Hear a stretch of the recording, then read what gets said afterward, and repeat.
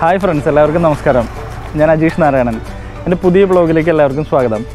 ഇന്ന് നമ്മൾ കാക്കനാടാണുള്ളത്. കാക്കനാട് കളക്ടറേറ്റിൻ്റെ വളരെ അടുത്താണ് നമ്മളുള്ളത്.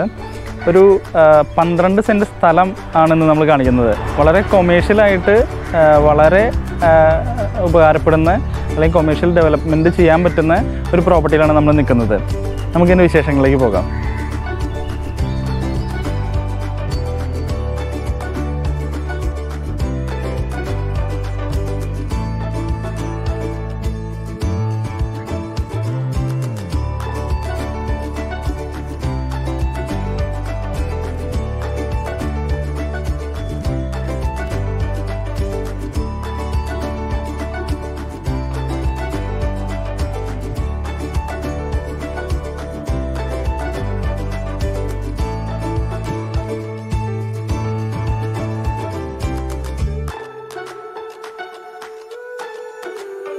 ഈ പ്രോപ്പർട്ടി ശരിക്കും പറഞ്ഞാൽ ചെറിയൊരു ചെരുവിലാണ് നിൽക്കുന്നത്.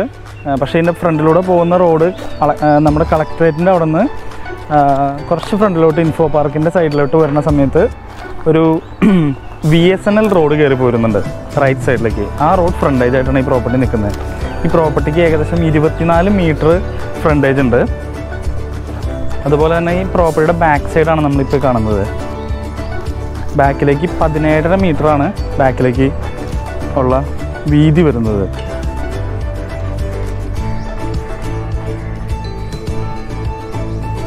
ഇത് സ്ട്രെയിറ്റ് ആയിട്ട് അപ്പുറത്തെ സൈഡിലോട്ടും പോകും.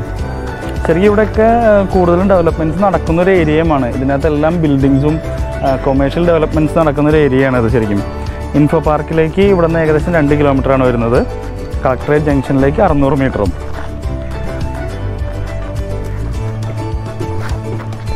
നമ്മളെ പ്രോപ്പർട്ടിയിലേക്കുള്ള റോഡാണിത്. ഇതാണ് ശരിക്കും 24 മീറ്റർ ഫ്രണ്ടേജ് വരുന്നത്. ഇതിൻ്റെ ബാക്കിലും 24 മീറ്റർ ഫ്രണ്ടേജ് തന്നെ വരുന്നത്. ഇതിൻ്റെ സൈഡ്സ് വരുന്നത് 17.5 മീറ്ററാണ്. നമുക്ക് ഈ പ്രോപ്പർട്ടി രണ്ടാക്കാനും പറ്റും. ഇതിനകത്ത് അല്ലാത്ത രീതിയിൽ നമുക്ക് കൺസ്ട്രക്ട് ചെയ്യാൻ പറ്റും. അപ്പോൾ ഇന്ന് നമ്മൾ കണ്ടത് 12 സെൻറ്റ് പ്രോപ്പർട്ടിയാണ് വരുന്നത്. ഇതിൻ്റെ അകത്ത് നമുക്ക് കൊമേഴ്ഷ്യൽ ഡെവലപ്മെൻറ്റ് ചെയ്യാൻ പറ്റുന്ന പ്രോപ്പർട്ടിയാണിത്.